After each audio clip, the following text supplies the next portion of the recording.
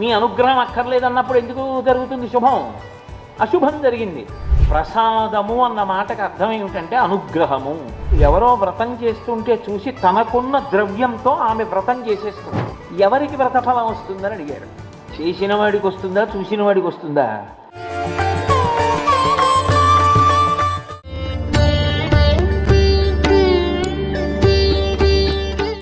శ్రద్ధ అన్న మాటకు అర్థం ఏమిటి?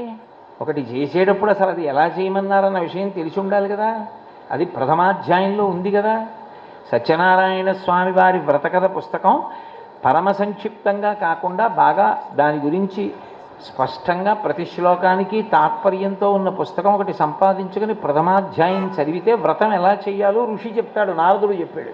అది నువ్వు కర్మగా చెయ్యి, దాన్నే పట్టుకో. అందుకని ముందు కల్పన చదువుతారు. అసలు ఏం చెయ్యాలి అన్నది చదవకపోతే మీరు అంతా చేసేసి కథ చదివారనుకోండి, కథలో సాయంకాలము వ్రతము చేయవలను అని ఉందనుకోండి, మీరు 11ంటికి చేస్తున్నారనుకోండి, మీకు ఏమనిపిస్తుంది? అప్పుడు వేళ్ళు విరుచుకుని అయ్యో సాయంకాలం చేస్తే బాగుండేదే అని అనుకోకురా అని చెప్పడానికి ముందు కథ చదువుకో అని చెప్తారు. ముందు కల్పం చదవాలి. కల్పం సంస్కృతంలో మంత్రపురస్సరంగా ఉన్నది అర్థం కాదేమో అని కథలో మొదటి అధ్యాయంగా దాన్ని చెప్తారు. ఎక్కడైనా అలాగే చెప్తారు. శ్రావణ మాసం వరలక్ష్మీ వ్రత కథలోనైనా ఎలా చేయాలో చెప్తారు. కల్పాన్ని పాటించాలి. పాటిస్తే మీరు జాగ్రత్తగా గమనిస్తే సత్యనారాయణ స్వామి వారి అనుగ్రహం విషయంలో మిగిలిన వ్రతాల కన్నా ఈ వ్రతంలో ఒక సౌలభ్యం మీకు కనపడుతుంది. అంటే నేను మీతో అన్నాను కదా, దయావీరుడు అన్నాను. సర్వసాధారణంగా వ్రతం చేస్తున్నారు అంటే భార్యాభర్తలు పీటల మీద కూర్చుంటారు. కొన్ని వ్రతాల విషయంలో భర్త గారి అనుమతితో ఆయనకో నమస్కారం చేసి భార్య కూర్చొని చేసుకుంటుంది. వరలక్ష్మీ వ్రతం ఉందనుకోండి, భార్య చేసుకుంటుంది. కానీ మీరు ఈ సత్యనారాయణ స్వామి వారి వ్రతాన్ని పరిశీలిస్తే 3వ అధ్యాయం దగ్గరికి వచ్చేటప్పటికీ అసలు భర్తలు బతికున్నారా లేదా అన్నది తెలియదు తల్లికి కూతురికి. ఎందుకంటే వాళ్ళు కారాగారంలో ఉన్నారు. నేను వ్రతం చేసుకుంటాను అని ఆవిడ మొక్కుకుని వాళ్ళు వచ్చేదాకా ఆగలేదు. ఎవరో వ్రతం చేస్తుంటే చూసి తనకున్న ద్రవ్యంతో ఆమె వ్రతం చేసేసుకుంది. అంటే భర్త గారితో కలిసే వ్రతం చేసుకోవాలన్న నియమం లేదని అర్థమవుతుందా లేదా? కల్పన చదివితే ఏమర్థం అవుతుందంటే ఆ వ్రతం ఎంతమందికి సావకాశం ఇచ్చేస్తోంది అంటే ఆర్తితో ఉన్న వాళ్ళందరినీ లోపలికి తీసుకుంటోంది వ్రతం. అందుకు కల్పన చదువుతారు. కథ ఎందుకు చదువుతారు అంటే కథ చదివేటప్పుడు దృష్టికోణం వేరుగా ఉంటుంది. కథ నెగడు, వినడం కర్ర పెట్టి పొడవడం. నెగడు ఉందనుకోండి, అగ్ని వెలుగుతోందనుకోండి, మీరు కర్ర పెట్టి పొడిస్తే రవ్వలు రేగుతాయి. బాగా కల్పాన్ని శ్లోకాలు చదువుతుంటే అందులో ఉన్న అంతరార్థాలు మీకు బాగా అర్థమవుతాయి. అందరికన్నా దైవస్వరూపం గురించి భక్తులలో భక్తిని నిలబెట్టవలసినటువంటి కర్తవ్యము ఉన్నవాడు ఎవరు అంటే శాస్త్రము చదివి అర్థం చేసుకోవలసిన అవసరమున్న బ్రాహ్మణుడు. అందుకే అందులో ఎవరు చేశాడు వ్రతం ముందు? ఎన్ని కష్టాలలో ఉన్నా భగవద్భక్తిని వదలకుండా తిరుగుతున్నవాడు సత్యనారాయణుడే కనపడి వ్రతం చేయమంటే ఉన్న ద్రవ్యంతో వ్రతం చేశాడు. దరిద్రం పోయి. ముందు నమ్మి చేయవలసిన వాడు ఎవరో ఆయన చేశాడు. ముందు తలకాయ మాట చెప్పిందనుకోండి, పాదములు కదులుతాయి. సాయంకాలం అక్కడికి వస్తానన్నావు కదా, 5 గంటలకల్లా వాహనం ఎక్కుతానన్నావు కదా, ఎక్కడో కడప నుంచి వచ్చాను, బాగా బడలిపోయాను, కాసేపు పడుకుంటాను, 6:30కి వెడదానులే అంటే ఎలా? లే అని శిరస్సు ఆజ్ఞనిస్తే స్నానం చేసి అనుష్ఠానం చేసుకుని పాదాలు కదులుతాయి వాహనం వైపుకి. ఇక్కడి నుంచి ఆజ్ఞ రావాలి, అప్పుడు గమనం ఉంటుంది. ముందు చెయ్యవలసిన వాడు చేశాడు. వెంటనే అరణ్యంలో కట్టెలు కొట్టుకుని అమ్మి జీవనం చేసేటటువంటి వ్యక్తి ఈయన చేస్తున్న వ్రతాన్ని చూసి ఆయన చేశాడు. అంటే ముందు తల సరిగా ఉంటే కింద వరకు సరిగ్గా ఉంటుంది గమనం. అంటే చెయ్యవలసిన వాడు సరిగ్గా చెయ్యాలి, చదవవలసిన వాడు చదవాలి, అప్పుడు క్రింద కూడా బాగుంటుంది. ఇప్పుడు మధ్యలోకి ఎవరు వచ్చారు? రాజ్యాన్ని పరిపాలించేటటువంటి రాజుకి ఆ భగవంతుడి మీద నమ్మకం ఉండాలి. ఆయనకేదో వ్యక్తిగతంగా ఓ అవసరం ఏర్పడింది. అవసరం వేరు, కోరిక వేరు. నాకు అమెరికా అధ్యక్ష పదవి కావాలంటే కోరిక అవ్వచ్చు. నాకు కొడుకు ఉండాలి, నాకు కూతురు ఉండాలి, వాళ్ళు దీర్ఘాయుష్మంతులు కావాలి, నాకు మనవడు పుట్టాలి, నేను చూడాలి మనవణ్ణి. నాకు సొంత ఇల్లు ఉండాలి, స్వగృహే అని నేను సంకల్పం చెప్పుకోవాలి, నేను ఒకళ్ళ దగ్గర చేయి చాపవలసిన అవసరం లేకుండా బ్రతకాలి, అనాయాసంగా నేను శరీరాన్ని వదిలిపెట్టేయాలి. ఇవన్నీ అవసరాలు. అవసరాలు తీరకపోతే ఎవరికి చెప్పుకోవాలి? నాకే చెప్పమని ఈశ్వరుడే చెప్పాడు. ఆర్తో జిజ్ఞాసురర్థార్థి జ్ఞాని చ భరతర్షభ అన్నాడు. వాళ్ళు నలుగురు నన్నే అడుగుతారన్నాడు. కాబట్టి ఇప్పుడు వాళ్ళు ఆయన్నే అడగాలి. అందుకని రాజు కూడా దేశాన్నేలే రాజుకి ముందు నమ్మకం ఉంటే ప్రజలకు ఉంటుంది.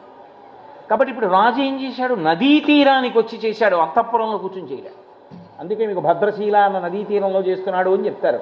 ఎందుకని అంటే కల్పాన్ని ఏం చెప్పారో అది కథలో చూపిస్తున్నారు. ఇప్పుడు ముందు చేయవలసిన వాడిని చెప్పారు, తర్వాత కింద అనుసరించిన వాడిని చెప్పారు, ఇప్పుడు ఒక రాజుని చెప్పారు, రాజు నదీ తీరంలో చేయడం చెప్పారు. చిట్ట చివరికి వచ్చేటప్పటికి ఆ విషయంలో కూడా కొడుకు అనుకున్నాను కానీ కూతురు పుట్టింది కదా అని ఏదో అక్కర్లేని ఆలోచనలన్నీ చేసి మరిచిపోయిన వాడికి జ్ఞాపకం చేసి చిట్ట చివర చేస్తే సంతోషం పొందిన వాడి గురించి చెప్పారు. అందరినీ అందులోకి తీసుకొచ్చేసారు. ఇప్పుడు అంటే వ్రత కథలోకి ఎవరు వచ్చారు? రాని వాళ్ళు ఎవ్వరు లేరు. అందరూ వ్రతం చేసుకోవచ్చు. కానీ పెద్ద పీఠముడంతా వ్రతంలో ఎక్కడ ఉంటుందంటే ఆ కూతురు ఉంటుంది, వైశ్యుని యొక్క కూతురు. ఆమె వ్రతం చేస్తుంది. భర్త తండ్రి వచ్చేశారు పడవల్లో అని చెప్తారు. ఆ సంతోషంతో ప్రసాదం తీసుకోవడం మానేసి గబగబా నదీ తీరానికి ఎడుతుంది. పడవ మునిగిపోతుంది. అశరీరవాణి పలుకుతుంది. అశరీరవాణి అంటుంది, నువ్వు ప్రసాదం తినకుండా వచ్చావు, పడవ మునిగిపోయింది. గబగబా వెళ్ళి ప్రసాదం తిని, ప్రసాదం తినగానే మళ్ళీ భర్త నీళ్ళల్లోంచి పైకి తేలాడు అని ఉంటుంది. ఇది వినేటప్పటికి మాత్రం బాగుండదు కదా అని భక్తితో విన్నట్టుగా విన్నా, ఏమిటో అలా కూడా చేస్తాడండి, బొత్తిగా అన్యాయంగా పడవలో ముంచేస్తాడా ప్రసాదం పుచ్చుకోపోతే అని అనిపిస్తుంది. మీరు చెప్పరు, నేను చెప్తాను, అంతే తేడా. కానీ దాని అర్థాన్ని తెలుసుకోవాలి. అది ఎందుకు 10 మాటలు వింటారంటే వింటున్నప్పుడు అడుగుతారు బ్రహ్మస్థానాన్ని, అయ్యా ఇది ఇలా ఎందుకు వచ్చింది ఈ శ్లోకం అని అడుగుతారు. అప్పుడు బ్రహ్మస్థానం దాన్ని పరిష్కరించి చెప్తారు. ప్రసాదము అన్న మాటకు అర్థం ఏమిటంటే అనుగ్రహము. అయా మీరు ప్రసాదించింది అంటారు. మీరు ప్రసాదించిన 2 ఎకరాలతో క్షేమంగా బతుకుతున్నానంటారు. ప్రసాదం అంటే అనుగ్రహము. ప్రసాదము అనుగ్రహమై, ఈశ్వరానుగ్రహమై నిన్ను కాపాడుతుంది. ప్రసాద తిరస్కారము అంటే ఈశ్వరానుగ్రహ తిరస్కారము. నాకు అక్కర్లా నీ అనుగ్రహం.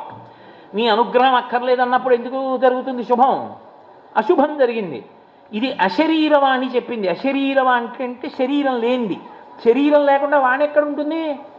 శరీరం ఉంటే కదా ఆ మాట మాట్లాడడం. శరీరం లేకుండా మాట ఎలా మాట్లాడతారు? శరీరం లేకుండా మాట్లాడేది ఏది అంటే వేదం ఒక్కటే. వేదమునకు శరీరం ఉండదు. అశరీరవాణి అని మీకు ఎక్కడ వినపడినా దాని అర్థం వేదవాక్కు అని. వేదం చెప్తోంది. ఏమని చెప్తోంది? ఈశ్వరుడి యొక్క అనుగ్రహము కొరకు నువ్వు ఒక వ్రతాన్ని కానీ పూజ కానీ చేసి నివేదన చేసినటువంటి శేషమును ప్రసాదముగా తీసుకుంటే ఆ భక్తితో చేసిన కారణం చేత 6వ వంతు నీ మనసు అవుతుంది. మనసై బుద్ధి అయి అప్పటి వరకు పరిష్కారము తోచనిది ఇప్పుడు తోస్తుంది బుద్ధికి. అదే నీ సమస్య తీరడానికి కారణమవుతుంది. ఎక్కడి నుంచి అవరక్కల నీ బుద్ధికే తోస్తుంది. తోచి సమస్య పరిష్కారం అవుతుంది. అయ్యయ్యయ్యయ్యో ఇన్నాళ్ళ నుంచి వదిలేశాను, ఆయన దగ్గరికి వెడితే పని అయిపోను కదా అని అప్పుడు పరిగెడతాడు. అదేమయ్యా ఇంత కష్టపడ్డావు, ఒక్కసారి నా దగ్గరికి వస్తే అయిపోను కదా, ఇక మీరు మర్చిపోండి, ఇది మీది కాదు నాది సమస్య అంటాడు. అయిపోయిందా? అది ఇప్పుడు తట్టింది. ఆ తట్టడానికి 6వ వంతు ఏది బుద్ధిగా మారి నీ సమస్యని పరిష్కారమునకు ప్రచోదనం చేస్తుందో అది ప్రసాదము. దాన్ని తిరస్కరించడం ఈశ్వరానుగ్రహం వద్దన్నాం. ఈశ్వరానుగ్రహం వద్దన్న వాడికి శుభం ఎలా వస్తుంది? అది అశరీరవాణి పలికినది. అంతేగాని భగవంతుడు ఒక పెద్ద పైశాచికవాది, ప్రసాదము తిననందుకు పడవలు ముంచాడు అని సిద్ధాంతాలు చేయకూడదు. దాని అర్థం తెలుసుకునే ప్రయత్నం చెయ్యాలి. కాబట్టి శ్రీ సత్యనారాయణ స్వామి వారి వ్రతము అని అన్నప్పుడు ఆ ఒక్క మంటపంలోకి ఎన్ని గ్రహాలు తీసుకొస్తున్నాం, పంచలోక పాలకుల్ని ఎలా తీసుకొస్తున్నాం, అందులోకి దిక్పాలురు ఎలా వస్తున్నారు, ప్రధానుడుగా మధ్యలో సత్యనారాయణుడు ఎలా ఉన్నాడు, అసలు నిజంగా దాంట్లో మనసు పెట్టి కానీ చేస్తే మీకు ఇలా గడియారం వంక చూడటం కుదరదు.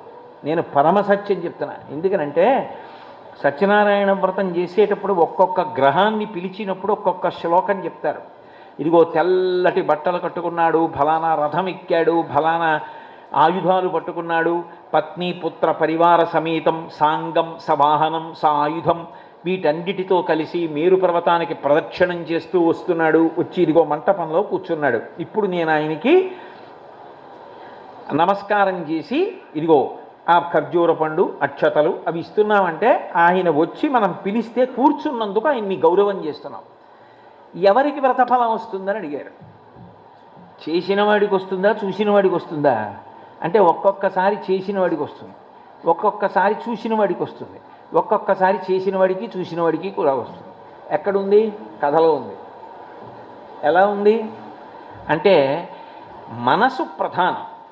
సత్యనారాయణ వ్రతం చేస్తూ వచ్చిన వాళ్ళందరినీ టిఫిన్ చేయని వెళ్ళండి, భోజనం అనుకుంటారా, వెళ్ళిపోతారా అని సెల్ ఫోన్ తీసి మాట్లాడి చేశారనుకోండి, శ్రద్ధేది దాని మీద.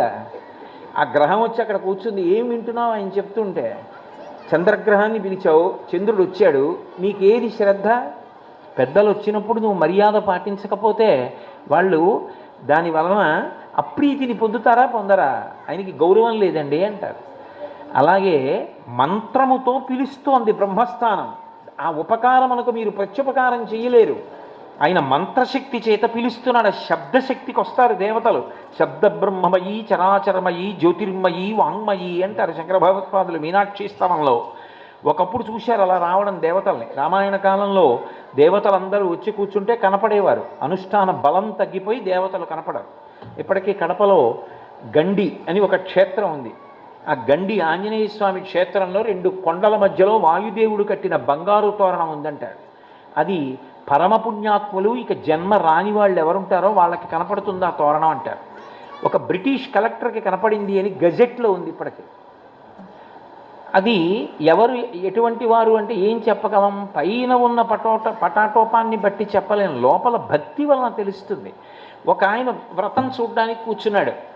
ఆయన మనసులో అలా సూర్యుడు వస్తున్నాడు, చంద్రుడు వస్తున్నాడు, బృహస్పతి వస్తున్నాడు, మహానుభావుడు గురువు ఆయన వస్తున్నాడంటే ఇంద్రుడు కూడా లేచి నిలబడతాడు.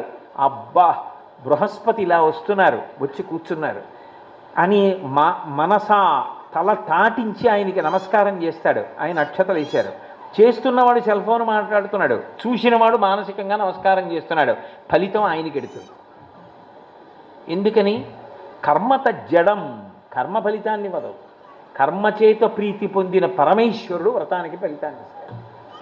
అందుకని సత్యనారాయణ వ్రతాన్ని చూడండి, సత్యనారాయణ వ్రతాన్ని కథ అయినా వినండి. అథవా ప్రసాదం ఒక్కటే కళ్ళకద్దుకుని ఒట్లో వేసుకున్నాడు, చాలదా? ఈ చెట్టు ఎవరు పాతారండి, ఎవరు నీళ్లు పోశారండి, ఎన్నాళ్ళు పెంచారండి, ఈ చెట్టుకు వయస్సు ఎంత ఉంటుందండి, ఎన్ని కాయలు కాస్తుందండి, మొదటి కాపు ఎప్పుడు వచ్చిందండి, ఇవన్నీ అడగాలా మామిడి పండు తినడానికి? నీ చేతిలో మామిడి పండు పెట్టారు, జుర్రుకు తిని చాలు. నువ్వు వ్రతమంతా చూడకపోవచ్చు, ఇది ఈశ్వరానుగ్రహము, కళ్ళకద్దుకుని నోట్లో వేసుకో చాలు, సిద్ధించింది. ఉండవలసింది నమ్మకం. అందుకే ప్రసాదం అక్కడ పెట్టించి వ్రతం అయ్యాక తినండి అంటారు. అందుకే వ్రత ప్రసాదానికి అంత ప్రాధాన్యత వచ్చింది. ఇవన్నీ యాంత్రికములు, ఏదో సరదాగా కల్పించినవి కావు. ఋషిప్రోక్తమైనటువంటి కల్పమునందు భక్తి బాగా నిలబడడానికి, ఈశ్వరానుగ్రహం పొందడానికి ఎలా ప్రవర్తించాలి అనేది అంతర్లీనంగా నిర్దేశింపబడుతుంది. ఇక్కడ 3 నెమళ్ళు కదులుతుంటే చూసి బహుశా ఎవ్వడు సృజించు ప్రాణుల ఎవ్వడు రక్షించు త్రుంచు ఎవ్వడనంతుండెవ్వడు విభుడెవ్వడు వాడి విధమున మనుచు వినుచు హేలారతుడై అంటారు భాగవతంలో. ఎవడు సృష్టికర్తయో, ఎవడు స్థితికర్తయో, ఎవడు ప్రళయకర్తయో వాడే సత్యనారాయణ స్వామిగా నిలబడి ఉన్నాడు. అటువంటి సత్యనారాయణ స్వామి దేవాలయం ఇక్కడ రావాలి అని నిర్ణయం చేసుకొని ఇంత కష్టపడి శృంగేరి పీఠాధిపతుల పాదాలు పట్టుకొని వారి దగ్గర నుంచి యంత్రము మూర్తులు తీసుకొచ్చి ఈ ప్రాంతం అంతా వృద్ధిలోకి రావాలని ఇంత గొప్ప దేవాలయాన్ని ఏర్పాటు చేసి శృంగేరి పీఠాధిపతులు తీసుకొచ్చి, నిజంగా చెప్పాలి అంటే వారి యొక్క స్థాయి ముందు నేను బహు తక్కువ వాడను. అందరూ తెలుసుకొని అందరూ దీని యొక్క ఫలితాన్ని అనుభవించాలి. చక్కగా భక్తులందరూ వచ్చి స్వామిని సేవించాలి, వ్రతాలు చేసుకోవాలి, భజన చేసుకోవాలి. ఇంత మంచి మంటపం కట్టారు. సాయంకాలం వేళ కూర్చుని ఒక లలితా సహస్రనామ స్తోత్రం చెయ్యండి. విష్ణు సహస్రనామ స్తోత్రం చెయ్యండి, శివాష్టోత్తరం చెయ్యండి.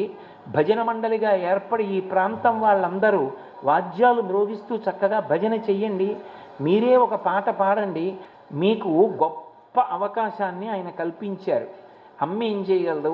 అన్నం వండి పెట్టగలదు, తినడం మన వంతు. కాబట్టి మీ అందరూ పరమభాగవతోత్తములు. ఎంత భక్తి తత్పరులు కాకపోతే మీ అందరికీ కూడా వీరవెంకట సత్యనారాయణ ప్రభువు యొక్క పరిపూర్ణమైన అనుగ్రహము సర్వకాలముల యందు కలగాలని, ఈ క్షేత్రము ఇంకా ఇంకా వృద్ధిలోకి రావాలని, ఎందరికో కొంగు బంగారము కావాలని నేను పరిపూర్ణమైన హృదయంతో స్వామి పాదములు పట్టి ప్రార్థన చేస్తూ మీ దగ్గర సెలవు తీసుకుంటున్నాను.